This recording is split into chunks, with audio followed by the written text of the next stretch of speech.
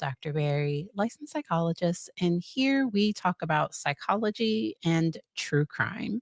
And please let me know in the chat if there is a final verdict in Diddy's case, because I was over on Kurt's stream. I also know some other people were streaming as well, that there was a potential partial verdict.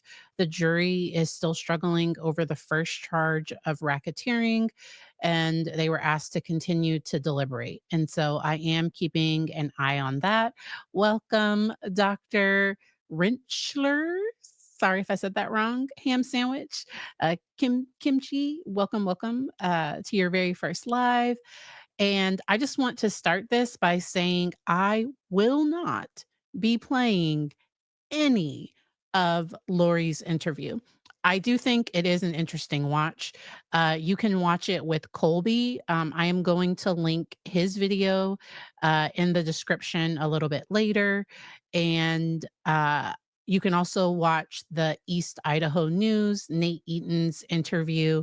It ended up having some technical difficulties. And so I believe they were going to upload it without those difficulties. He gave the backstory of what happened. I did not get to the end, so y'all can let me know what happened with the M&Ms because I still don't know.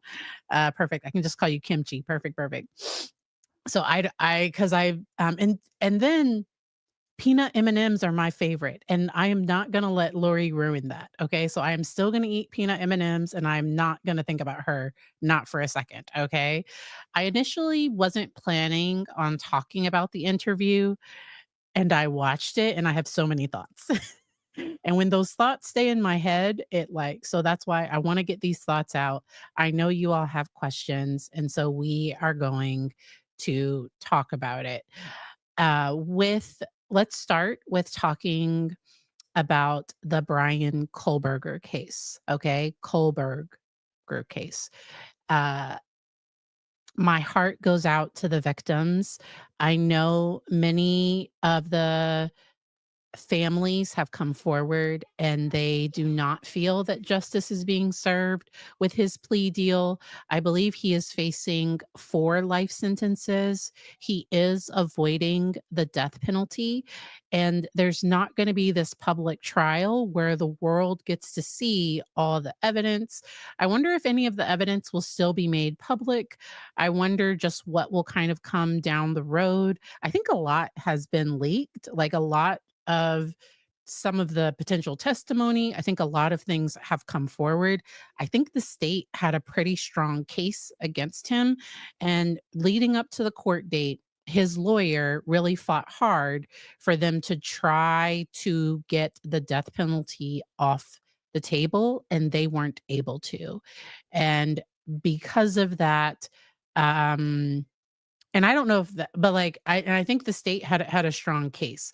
And I wonder if Chad Daybell, I wonder if he I don't know if the prosecution ever offered him a plea deal, but and if he did take a plea deal, he probably would have had to testify against some other people, or I don't know. There probably would have been some stipulations with that.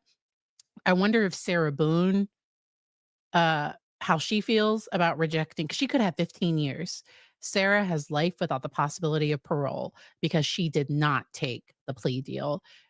Brian took the plea deal, and he's gonna live the rest of his life incarcerated. Somebody mentioned that while the families may not feel that this is just, they're not dragged through the emotional toll of a trial. But when you feel that option has been taken away from you and you didn't really have a real say. So I think the prosecution checked in with them just to say, hey, this is what we have. This is what we're considering. This is how we're going to move forward. Um, and even if there were a few family members that maybe weren't 100% on board, it does seem like the state did proceed with that. I wonder, so legally, I'm only aware of intellectual disability being something that can rule out the DP. I've never heard of autism being ruled for somebody to not. I'm not a lawyer, so y'all can correct me in the chat if there is something like that. And I would want to know that that autism diagnosis was pre-arrest. So, is he now just coming forward with this diagnosis? I would just have some questions about it. And then I would also wonder, was there antisocial personality disorder? Because those are different things.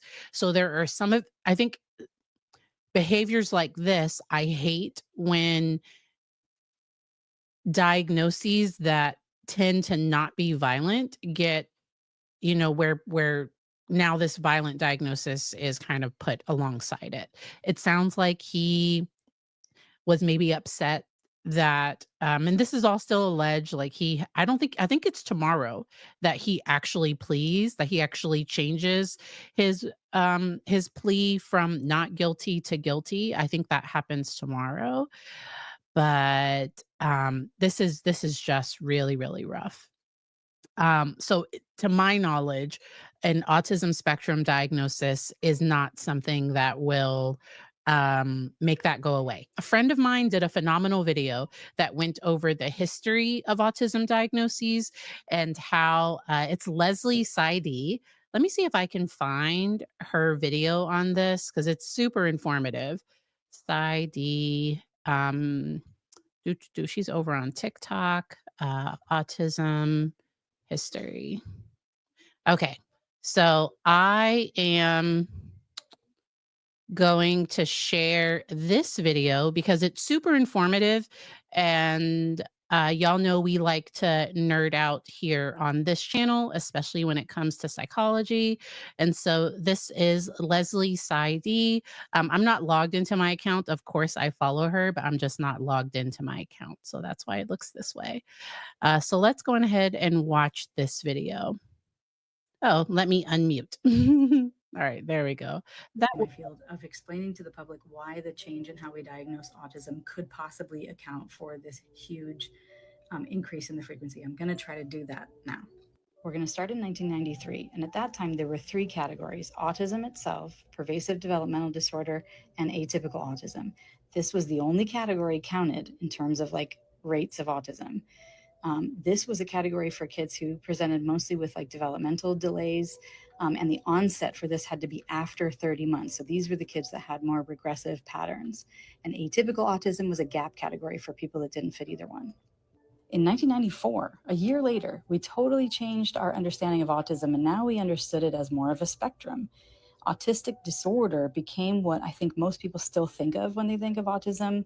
These are children who have below average measured IQ, major deficits in all of the categories we think of when we think of autism, and they also couldn't have ADHD.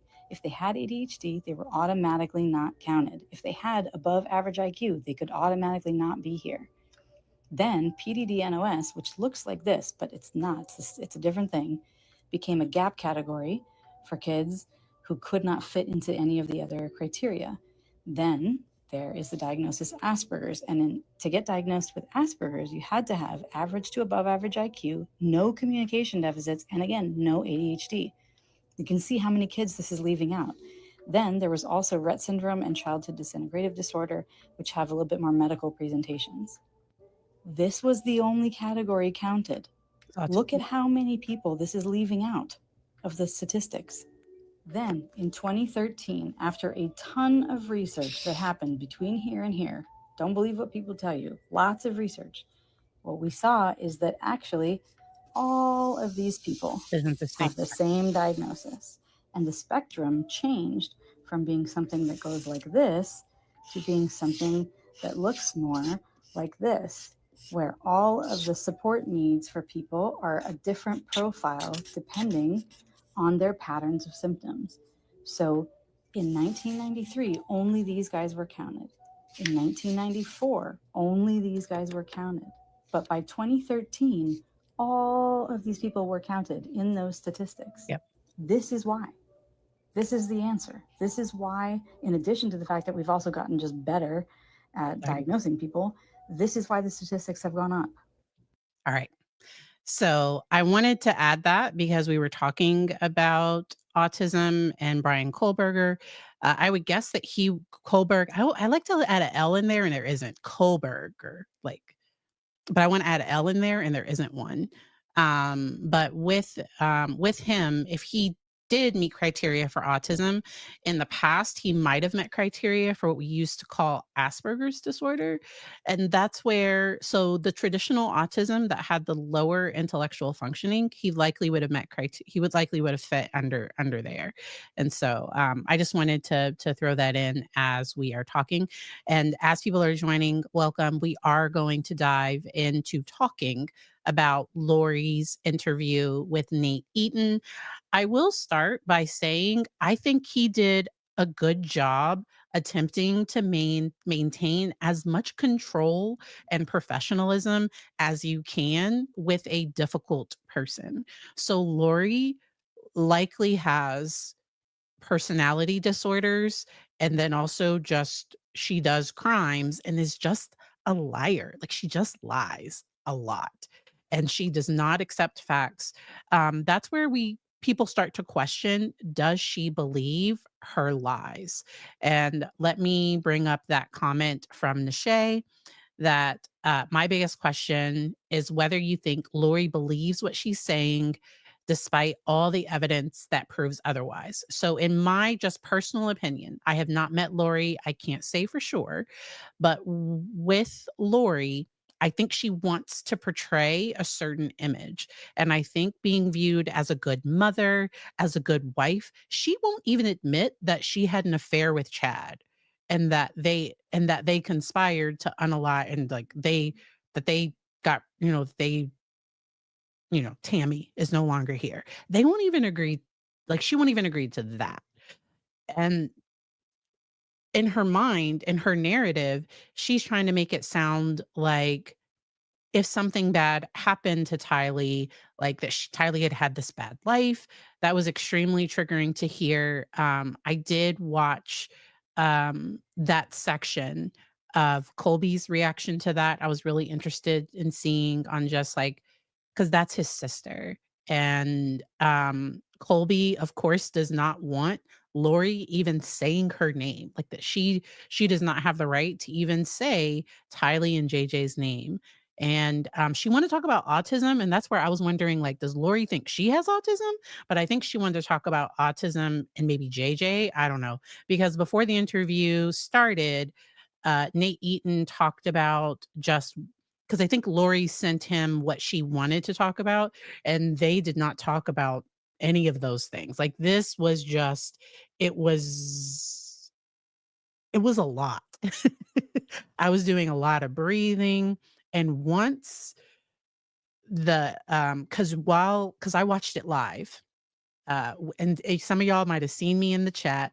I saw Kurt in the chat. I saw a bunch of you all in the chat over at East Idaho News, and when they started having technical difficulties, that was my sign to go and watch the newest season of The Bear with my husband. Like, that's what I did. I did not finish it.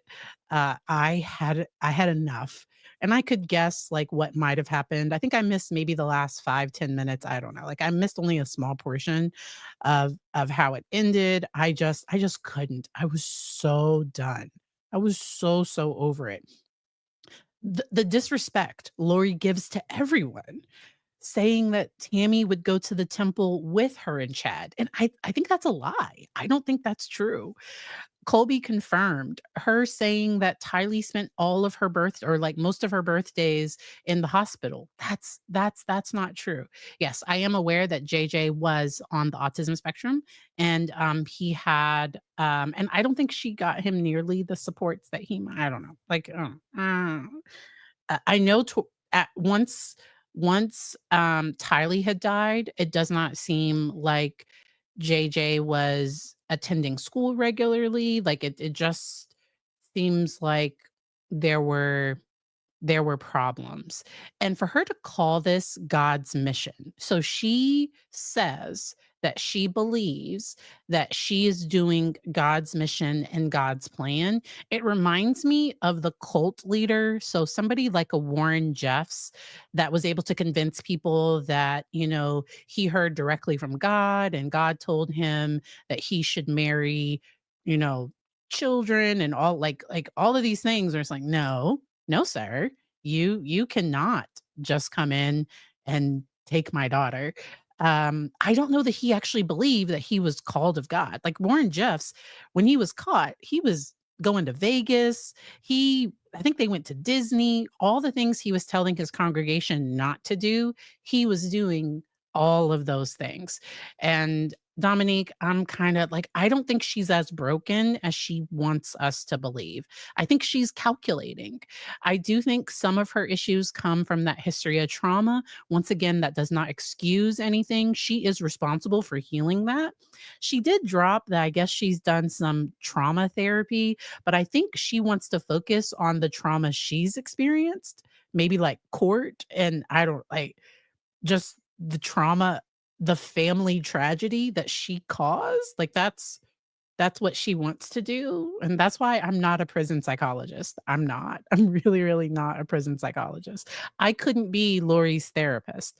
Like, she's just no, no, no, no. Question from Kelly. Welcome, Kelly. Did I miss a members only earlier? I know. I said I was gonna do it, and then I ended up getting busy. So I said that I was gonna go over my presentation, and, I did not get to it today. Let me see. And so, and then we have the holiday coming up this weekend. I'm probably not gonna get to tease that presentation before. If you all are interested in that, and I'll do a members only poll. If you all would like that information, I will record that video. Okay. I want to make sure that I'm giving y'all the content that you all want. All right. And so Lisa, I get it that a lot of people don't understand why the interview was done. To me, Nate asked questions that Lori, to my knowledge, hadn't been asked yet. And he pushed back in a way, especially since she's been convicted. Because my understanding, this is the first interview post all three of her convictions. Yes. After, yeah, Idaho and then the two Arizona trials. So, um, and she brought up her 7 life sentences because she hasn't been sentenced in the Idaho case yet, so I guess she's thinking she's gonna get the max in that case too, but, it was so odd, and it's like a train. So, when you drive by a car accident, traffic slows down because people just you should just keep driving and stay safe, but a lot of people slow down to look. I felt like I didn't really want to watch it, but, like, I was so curious. Psychologists tend to be a little nosy, but, like, I'm nosy with boundaries, so, like, the information was out there in public, and so I wanted to watch it, and when I watched it, I was like, "Oh my gosh, we have got to talk about it." Um All right. Dominique, I agree. I felt like her narcissism really came out and the gaslighting, her trying to be like, no, her trying to rewrite history, even her trying to befriend Nate all along the way, trying to be friends with him. I did say in the chat that I wondered if her trying to befriend journalists was to an attempt to manipulate her coverage, because I feel like she did that with the police, that she tried to get the police to feel sorry for her, she would kind of chat with them and be casual with them. And I feel like that's what she used to get people on her side, and I think she tried to do that with him. I also think she did the interview because she wanted some peanut M&Ms. Like, I guess I don't think that was on the commissary list, and I think she wanted that. Do you think Lori thought she could manipulate Nate based off a shared religious background, that he would at least relate to some of her references, to the Nephi reference, because that's what she opens the gate with Nephi. Oh, I forgot to mention that it was on her birthday. So this interview was on Lori's birthday, and Nate said that he intentionally, like, greeted her and said happy birthday as an attempt to kind of disarm her and have her be not more casual, but just more at ease with him. And he asked her a question and she would just go off and just start talking about other things. And Nate said that his strategy was to intentionally shift her to different topics so that she didn't stay on the same thing for the entire time. Because Nate was limited by the jail, he got 30 minutes to set up and then 30 minutes for the interview. There were a lot of people in the room. They had two guards, her advisory one of her advisory council, I think the female advisory council, and then, so there were people that were all sitting around. I feel like Lori tries to work the room. Yes, I have seen Colby's response, and, oh, yeah, and I encourage people, if you want to watch, but, like, understandably, he was upset by the parts that your heart broke for Colby, because Lori tries to use other people's pain to excuse her behavior as well. And so she brought up stuff about Colby that I'm not sure if I was aware of some of it, but she doesn't have the right to tell his story either. And she has no boundaries. She has no boundaries whatsoever. So I don't think she was ADHD. I think she was avoiding topics, because there are times when people stop talking about something and they're all over the place, but she's putting on a show and a performance, and she's also trying to control. I have not tested her. I do not know whether she has ADHD or not. So when I squirrel, it's because, like, I legit have other things pop up in my mind. It's not because, like, I'm avoiding y'all's questions. Like, it's not, that's just not what it is. Nosy with boundaries. Uh, um, Ethical considerations for therapists, especially if you're gonna do social media. That might have to be my next book. Um, oh, somebody mentioned that she flirted with men. I didn't think she came off flirty with Nate. I think she was trying to be friendly. I didn't pick it up as flirty, but it could have been. Oh, and people keep calling her hairdo the Shih Tzu, and it makes me wanna, like, spit out my water every single time because I can't unsee it. Like, once somebody says it, I can't unsee it, and so, oy. Um Let's see. Question: what was it that Lori was carrying when she walked in? All her court files. I don't know. Nate would have to answer that. Sometimes when you know you're going to do an interview or you know you're going to talk about something, maybe she had her notes, like the things she wanted to talk about. I don't know what she had.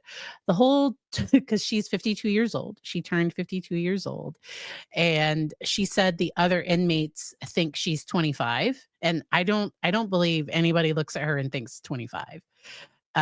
Pre-jail, she might have, but I think she's always had a lot of sun damage, so Lori's never looked, to me, she's always looked her age.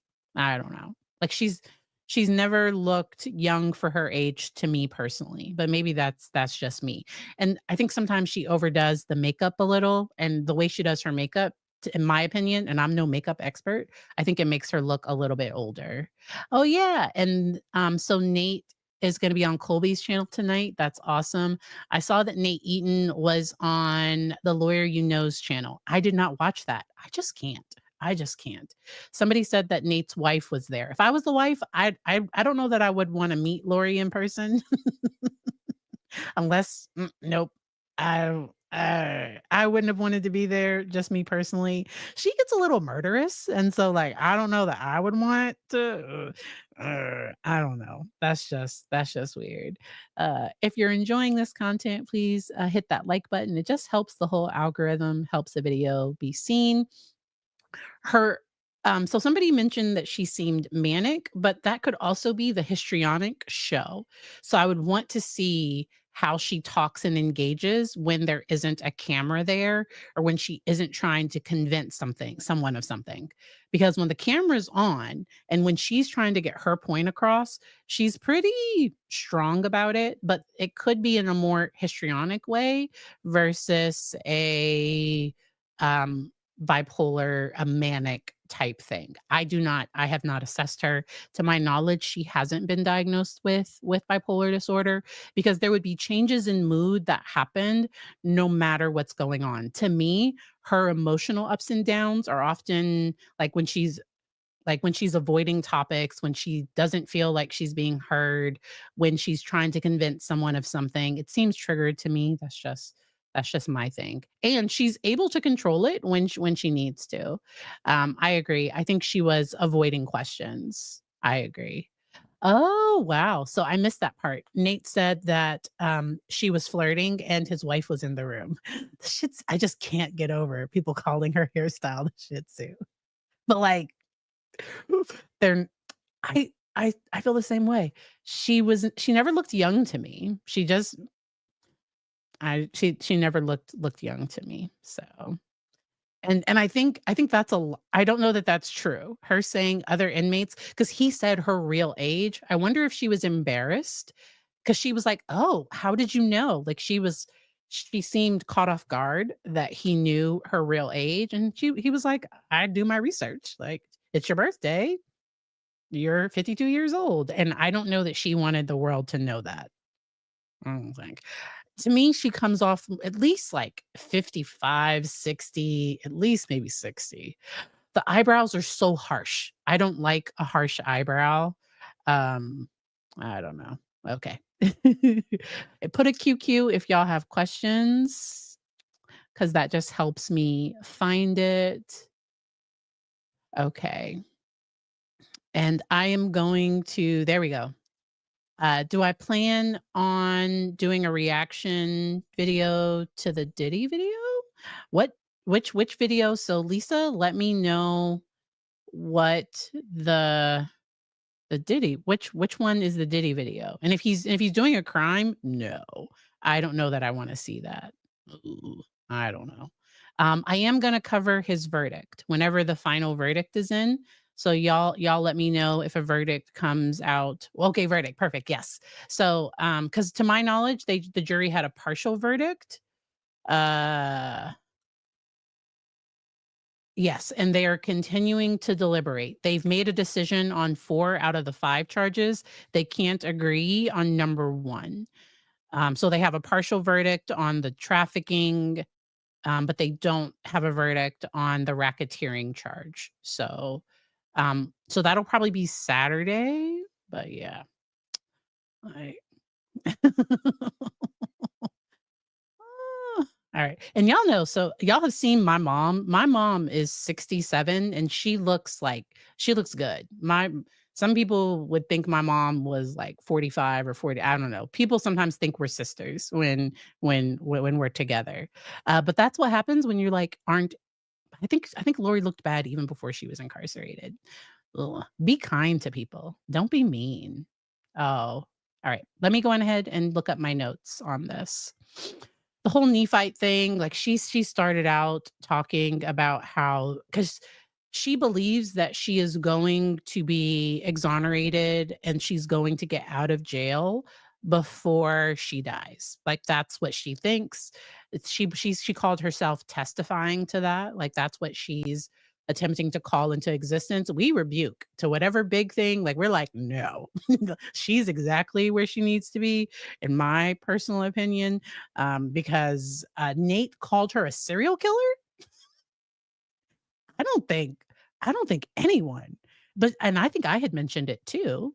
Like, technically, she's a serial killer, uh, but Nate said it to her face, and I liked I liked the fact that he did not seem to be scared about saying anything, and, to me, I also doesn't sound like he was worried that she might react negatively. Yeah. Alright. So, and then she was asked about Chad blaming her, and she says that the lawyer, Chad's lawyer's name was Pryor, that he came and told her because that it was his strategy and that Chad didn't want him to do it. And so Lori tries to blame everything on our legal system and the fact that it was a high profile case. I think even if this case wasn't high profile, I still think she would have been convicted because the people on that jury did not know that they were on a high profile case, similar to the Karen Reed jury and to some other juries. The jury didn't know. So the fact that it was a high profile case, she tried to say that some expert got $1 million. Like, so that is her grandiose thinking. She's thinking $1 million was set aside for this expert. I don't believe it. Unless it's $1 million for like all 3 trials or something. Like I don't think only for the Idaho case that any expert was paid $1 million. I I would be I would be surprised if that was true. She thinks everyone in jail, prison are innocent and will be exonerated. Isn't that typical mindset of a criminal believing they are perfect? I think so. So somebody that's a bit of a psychopath. So I think Lori thinks she's above the law but she won't admit her crimes. So she wants to say she's doing God's work. Uh, so Lori and I covered this in her statement to the court after she was sentenced in her first trial, she said that like man can't judge her, only God, and that God has told her that she's okay and she's doing his will, which scares the mess out of me. And that's why she deserves to stay in jail for the rest of her life. Because if she thought God was telling her to take somebody out, I think she would. I just think that she would. So I don't know that all the experts were government employed because sometimes there are people that are experts in forensics, or sometimes there are other experts that come in that are paid. So there are paid experts, but I don't think anybody's bill got to $1 million. A million. Often for pro bono cases, there will be caps on how much an expert can get unless sometimes the expert can appeal that because, I think with Sarah Boone's case, I saw Dominique mention Sarah Boone's case. I think, uh, the expert for the defense, um, that met with her like 9 times, she was probably paid like she probably got a decent amount of money. I don't think it was I don't think it was even maybe I don't know. I don't think the numbers get to that point. Sometimes experts are paid like 400 or $500 an hour. Sometimes experts are flown in, and they do have pretty high bills. I don't think it's 1 million. Dr. Barry, I think she knows she's lying, but thinks everyone should take her word. What do you think? I think she wants a story and a narrative, and she says she's going to write her book. Okay, y'all. I'm not gonna read her book. First of all, I only like audiobooks, and I can't stand to listen to her for longer than, like, 20, 30 minutes. Like, that's my cap with listening to Lori. Uh, and and I think it would just be full of just lies. This interview was similar to the other interviews. I at least felt like Nate was pushing back a little because I think some of the other interviewers, they just let her say her narrative, and they might have pushed back a little. Nate pushed back hard, I thought. I thought he pushed back pretty hard. Why can she not see Charles Tyler? Oh, our victim. So because I think she wants to be the victim. So Kathleen, there's something called Darvo. Okay, Darvo. Let me pull that up. Uh, Darvo is okay. I'll show y'all the AI because it's actually correct. Present. Share my screen. Uh-oh. Present. Share screen. Darvo. All right. So Darvo is a manipulative tactic used by people that do harm to deflect blame and responsibility. So Darvo, the purpose is to deflect blame and responsibility. It stands for deny, attack, reverse victim and offender. Essentially, the person doing the harm denies allegations, attacks the accuser's credibility, and portrays themselves as the victims. This is how they do it. They first deny that they've done anything harmful at all. Then they attack the person that's harming, like the actual victim. They attack the accuser's character, motives, credibility, attempting to discredit them. And then they flip the narrative, portraying themselves as the victim and the accuser as the aggressor. All right. So that is something that is done in by people that are antagonistic. Okay. All right. Okay. So in Florida, JAC has set rates. Um, whoa. Uh, Karen said a forensic architect earned 2.4 million for their work in construction failure case, according to Equity Mates Media. Okay. Oh, wow. But yeah. Let's see. Let's see. Yeah, her whole thing, but she made it sound like all expert witnesses, like the state has millions of dollars that they're paying out just to convict an innocent person. And in my opinion, she's not an innocent person. The jury, 3 juries. So Nate brought it up. Nate was like, 3 juries have found you guilty and you haven't presented you don't have to. So there are people that don't present a defense, and they might be found innocent. In the Karen Reed trial, I think it was helpful that she presented a defense, but you know, she could have just said her defense could have said, we don't believe the state has proven it, and they could have sent it to the jury. That's not what happened. That's not what most lawyers do. If their client allows them to put on a defense, I think they try to. I still think Sarah Boone's best attempt was to try to get it from secondary to like involuntary or manslaughter or something, was to try to get it down and to blame it on the alcohol. I know that wouldn't be a justification, but like if she was saying like I blacked out, they one of her lawyers wanted to have an expert in alcoholic blackouts, and that never happened. She fired him. It was a whole thing. I think she called him a buffoon. Ooh, Sarah. Yeah. All right.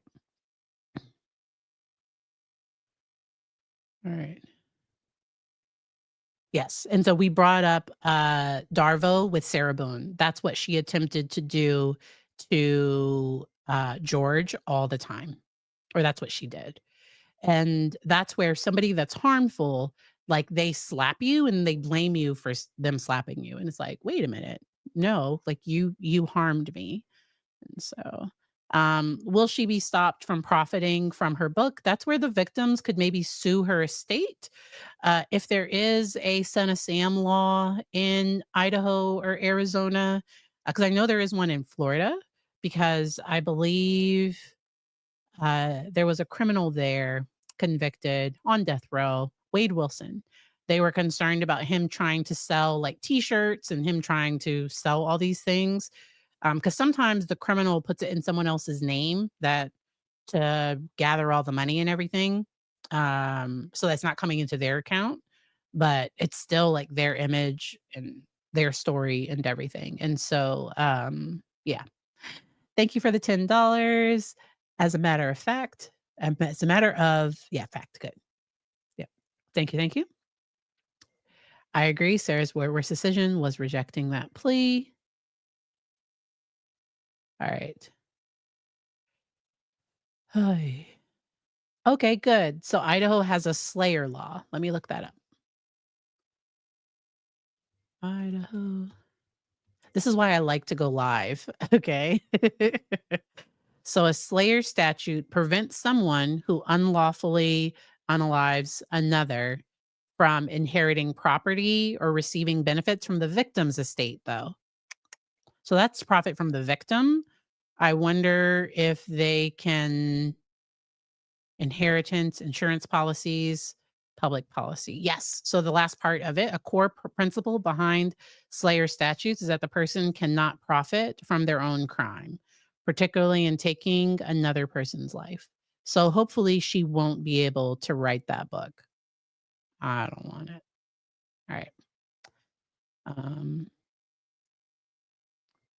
oh, did you all catch that Lori said the day Tylee died 2 times before her 18th birthday, and she didn't even realize what she was saying? Because Lori was mad that a stranger that never met Tylee seemed to have more compassion for her daughter. That's how I'm saying it. That's not how Lori said it. Lori twisted it and made it something it wasn't. Because that person was saying, like, Tylee should be, you know, going out with friends, and so this person was at a memorial for Tylee, and they were saying all these positive things, and Lori got upset about it. Golly. So it might not be it might be a mitigating factor. So in trying to determine criminal responsibility, I remember I'm not a lawyer, okay?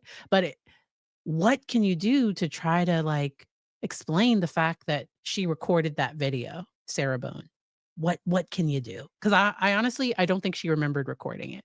I honestly think she was blackout drunk. Those are just my personal thoughts. Dr. Barry, if you were in Colby or Brandon's spot, how would you know if your kids were ready to know that part of your family history? So I think it's important to tell them by around like 8 or 9, because other kids at school are gonna find out. But to also let them know that we all make choices, and this is why we don't talk to grandma. This is why you don't talk to this great, to this great aunt. uh this is why we don't blah blah. So I do think them knowing for Brandon, because he's a part of that tribe, and I think Brandon's children are older.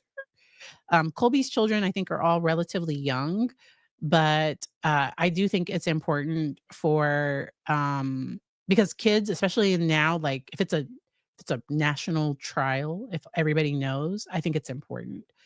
um I I know of people that have done crimes, done their time, and they were, they're out, they have jobs, they don't do any more crimes. Their kids know that they were incarcerated, that they didn't make a great choice, and that they paid their debt, and they're out now. And so I think it can open communication, but what would be worse is kids finding out from somebody else at school. And then schools have to be careful, because it broke my heart that Sarah Boone's child was harassed at school. Just to note, we don't say his name in the chat.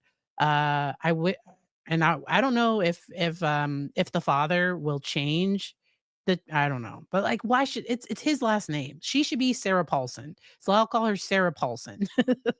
Sarah Paulson, like, she should be, like, but the fact that she didn't realize how her name and her just all of that stuff, the effect that would have on her child. I don't think she cared, because she struggles with seeing anything besides her own wants and needs. There is a great book that I mentioned last time, and I'll mention again. It's called Adult Children of Emotionally Immature Parents. I have recommended that teens as young as maybe 16 read that book, or a very emotionally mature 14 or 15-year-old. It's a lot for anybody younger to read something like that. But as kids get older and they kind of can understand, and that's where it should be a therapist, like a parent shouldn't recommend that book to a child. Sometimes if the treating provider thinks that would be a helpful reference to teach the child how to navigate their relationships with their other parent, I think that can be helpful. In talking about healing from narcissistic abuse, Dr. Ramani is one of the leading experts. She has a book called It's Not You. And because sometimes people that grow up in those environments, Colby has been very open about his process of how he's had to, like, deprogram some of the stuff that he believed because of his mother.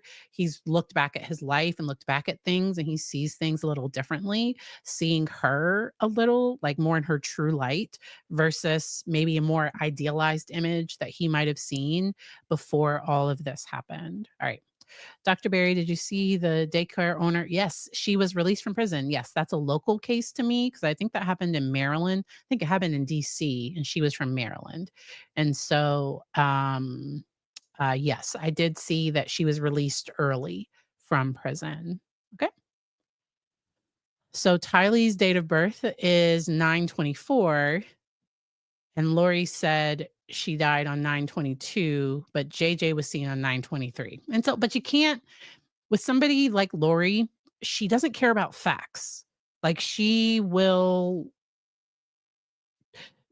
somehow say that then Tylee did it on 9/23 and died by, I don't know, like she's not going to accept the truth. She's just not.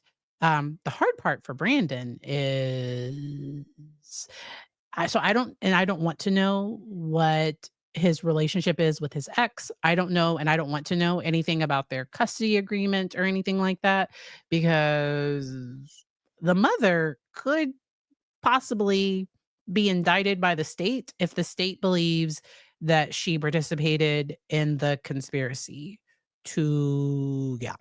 So, yeah. So, I'm just gonna leave that there, but it reminds me of, like, Wendy Adelson, like, when do kids find out about the truth about how the parent died, and that the uncle is in jail, grandma is facing, charges. If y'all don't follow gossip and rumors and innuendo, Kathy did a phenomenal video that almost made me spit out my coffee, because she was covering Donna Adelson and also the Kohberger stuff and all that. But she she did a great breakdown of some, just pending, because she looked at the witness list and stuff for the upcoming trial, and so she did a great video on that. I'll leave that there. All right. Doo, doo, doo. Do you think Lori had Munchausen's by proxy when it came to Tylee? I wouldn't know for sure. It's my understanding that that's suspected. It would not Lori seems like the type of person that would do something to get attention from others. So, I don't know that for sure. Um, I've heard other people have looked at the cases and medical records, and that is something that's suspected. In this interview, Lori said that Tylee had pancreatitis, and I don't know if any of that's true. Um, when I saw Megan Connor's video Megan Connor's video on, the grandfather and the sister Summer, who had type 1 diabetes, and it got to a point where she stopped believing in traditional medicine and wouldn't follow orders. She only believed in natural things. It got weird, and so Summer's daughter is Melanie, who's, like, Brandon's ex-wife. So, like, to learn more about this family, watching Megan's video was very, very helpful. And she broke down some court records and some of the custody back and forth that Summer was blaming, like, Melanie's father, saying all of these things that just now we know, like, it wasn't true, and that, to me, it was a question mark of, with her death, of, 'cause it sounds like she wasn't in a good place emotionally. There was some severe depression and all of that. All right. That family is just, it's a lot. Yes. Kathy is the best. Kathy is so great. And she has a goal of getting to 30K. I wish her all the best. All right. Let me see what Rochelle said. I think I missed it. Okay, yeah, y'all are going back and forth. I love it when y'all comment in the chat. Okay? So let me go back to my notes. Ay. So, and she was asked, why didn't she tell Nate where the kids were? And then she starts talking about, it was a traumatic event. I wasn't ready for it. A lot has happened in these 5.5 years. I go through therapy, PTSD therapy. Oh my gosh. And she said, out of her mouth, because I'm taking notes. She said, God put me here for a reason. Ugh. That's where, like, so to me, I think faith shouldn't hurt. So I think faith should be helpful, healing to a person. It shouldn't hurt other people. And Lori's cult is convicted of, like, unaliving people. So that's a problem. Yes, Stacy. I think I might have said Summer. Did I say Summer? I'm sorry, Stacy. Y'all know me in names. Sorry, my bad. Stacy, not Summer. I'm bad with names. Thank you for correcting me. I don't mind. I am not great. But was Summer the one that died? Uh, okay. I can't think too hard. Me and names, not great. But, like, it's just it's totally a cult. And so, yes. So sorry about that. Stacy is Melanie's mother. It was okay. Yes. Alright. But, ooh, no, cancel. Sorry about I almost left. Yes, Summer is alive. I'm sorry. Sorry. That was Stacy. Stacy. Sorry about that. Me and names. Um, alright.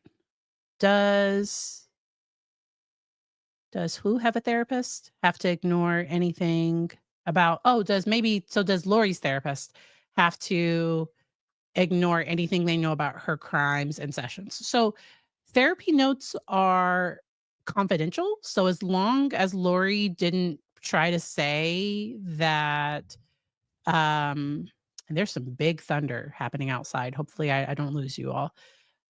Lori, as long as she's not saying, "I'm not guilty by reason of insanity," so she can go to the prison therapist and say, "I did it, and I believe it's confidential." That's my understanding. Um, that is my understanding of things. Yes. Summer is also Summer has done videos, has done interviews. I'm sorry. I got the mother wrong. I'm so bad with names. Okay. Yes. Lori does not come off neurodivergent to me. She comes off like a psychopathic killer. Like, I don't know. Like, and then, but like, and she tries to use her looks to get people on her side and manipulate people. Ugh, it just, and that's where I don't know that she could change. So I don't think Lori thinks she needs to. So that's why. Can Lori be rehabilitated? I I don't think so. So, Melanie has never been arrested. The state, uh, they so I think they mentioned that there may be other people that could be indicted down the road, but, she she's never been indicted or anything. So, they went after Lori first. And I don't know that they'll have enough. I don't know. I don't know if she'll ever be charged, and I don't know what her role was. And looking at Melanie, I do feel just personally, I think Lori, I think she was very convincing. She reminds me of a Jodi Hildebrandt. But I think that with Jodi Hildebrandt, like there were people, like she broke up people's marriages. Like she convinced wives to like leave their husbands and I don't know, to do all these things. And she people believed her, and that's why people have to be careful who they trust, who they take advice from.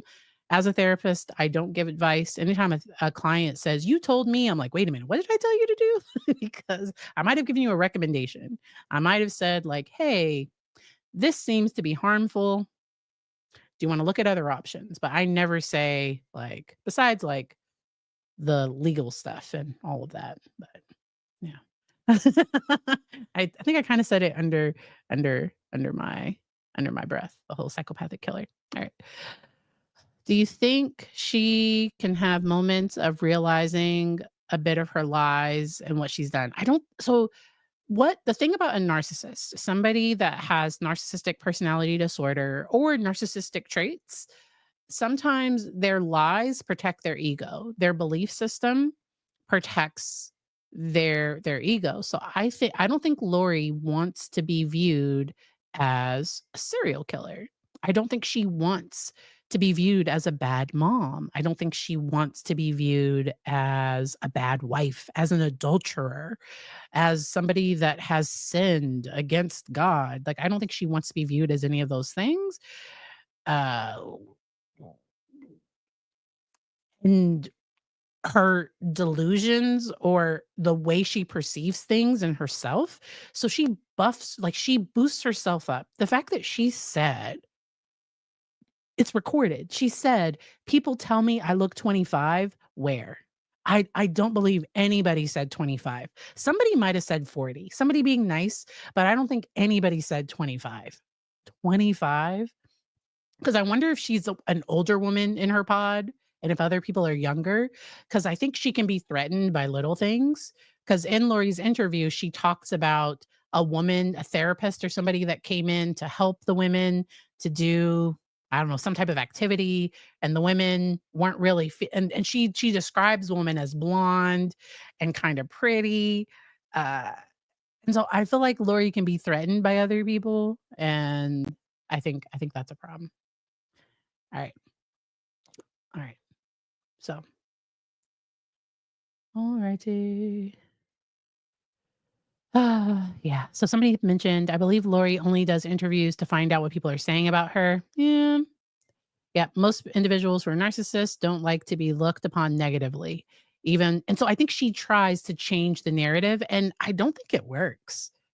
I don't think she came off looking well or sane in that interview. Like, I don't think anybody's mind was changed. Anybody that thought she was guilty, I don't think any of their minds were changed. I would love for, like, and no, the jurors are probably not gonna do it, for a juror to watch her interview and how she tries to spin and twist things, because more of her religious beliefs came out in her interview with him versus what actually came out during the trial. She started talking about Evan Almighty. So that's the one. So Bruce Almighty, I think, was the first one. Evan Almighty was the Noah's Ark one.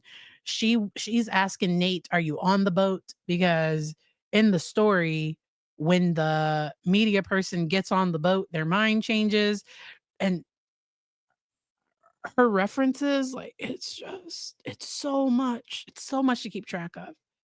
So much. Yeah, I do think Lori has better hygiene than Jody. I do think she does. Um, Jody did not seem to, like, care. I don't know. Lori seems to very much care about how she looks and how others perceive her. Right. I also think that Lori stays in this make-believe world because if she faced what she has done, she would lose her mind for real. I agree.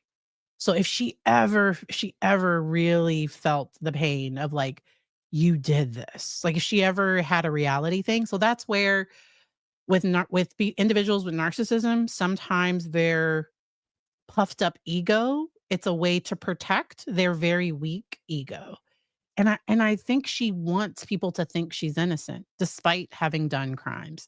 I also think she's very manipulative, and I don't think she'd ever admit it. Alright. Lori probably does have some supporters. That would scare me a little if she does.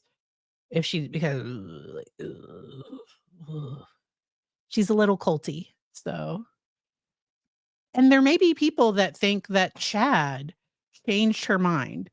So I think her and Chad, when I try to think about, okay, like, did she change him? Did he change her? Or were these two people that were open to, like, putting God's will in their own hands, like, was not God, were they just two people, the two wrong people, worst people ever to get together? And that's kinda how I see it. I don't I think Lori really does her version of love, because I think her love is transactional. It's what you do for me, and that was even the peanut M&Ms. Like, I think she's a very transactional person, and with her trying to get the most benefit out of things. She got mad when they tried to say, 'cause she tried to make it sound like Chad was this wealthy and independent person when Chad lived off Tammy. She was like, "He was an author, he had a publishing company." Ma'am, he made $35,000 a year, and the way that she tried to puff him up and make him sound like this great catch when really, like, his wife was the one that made the money, and she was the one that was supporting him. Not the other way around. That was but I think she doesn't want to be seen as somebody that would leave her very because Charles was wealthy, or she unalived him, I'm sorry, she didn't leave him, that she would do that, that she would leave or she would have an affair with this, like, Chad was a nobody. Chad was absolutely a nobody. Is it time to eat? It's 7 p.m. It's on a Tuesday, it's 7 p.m. Eastern. Um, and so, wow. Oh.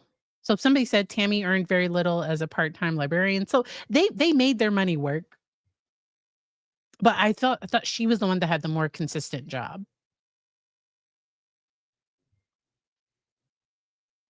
It seemed like Tammy was the one that had the more consistent job. I don't think Chad's books were as profitable as they make them seem. Do you think her saying she is writing scripture is something she believes? So she might. I think she wants to be a god. So I think she wants to be a cult leader, but she wouldn't call it a cult.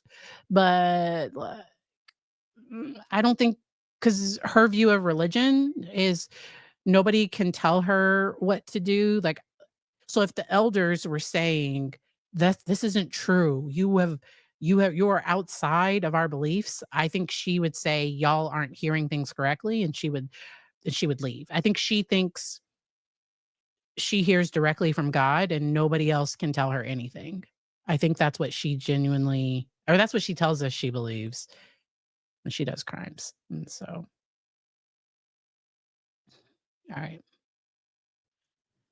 Yeah. Chad had a history of being a gravedigger. Yes, he was. But at the time that him and Lori got together, it's my understanding, because people have got the records, that I think he was only making 35,000 a year, which isn't like, that's not, but like that's just what it was. Right. I believe both Chad and Lori manipulated each other. Sure. Chad wanted a slim blonde, and Tammy was fine, but I know. And I think Lori had a confidence. Now it's narcissism, so it's not confidence. Because people that are truly confident don't get intimidated by other beautiful people. I think Lori is intimidated by other beautiful people. Yeah. Lori was manipulated by Chad by telling her she was a goddess. But I think she wanted to hear that. They stroked each other's egos. They went back and forth. Their relationship doesn't seem healthy to me.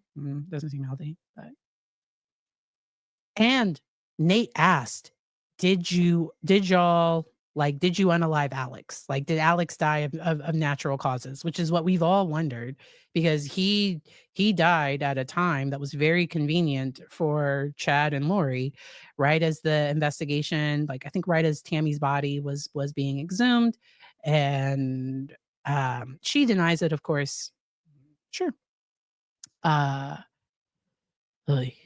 But that whole last rites that Chad did, I don't know if that was some code to almost tell, like, if Alex knew, like, "Hey, if things go down, like, did he want to be the fall guy?" So that's where I just wonder if Alex died of natural causes. I just wonder.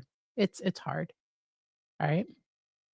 Yes. Charles was wealthy and handsome, but he wasn't for the BS. And Lori was trying to be this spiritual goddess, translated being. She read Chad's book, which he's not a great writer. She she read his books, and she could relate to the near death experience. And if you haven't had a near death experience, you can't. She does and says all these things, and it's very, very problematic. Very, very problematic. Okay. All right. So thank y'all for being here. I appreciate you all. I need to go feed my kiddo. I hope y'all enjoy the rest of your day. We will be covering whatever happens with the Diddy verdict on Saturday. I hope y'all have a good 4th. If you celebrate, we're going to see some fireworks. But I will be live on Saturday. Okay. I hope y'all enjoy the rest of your day. Bye.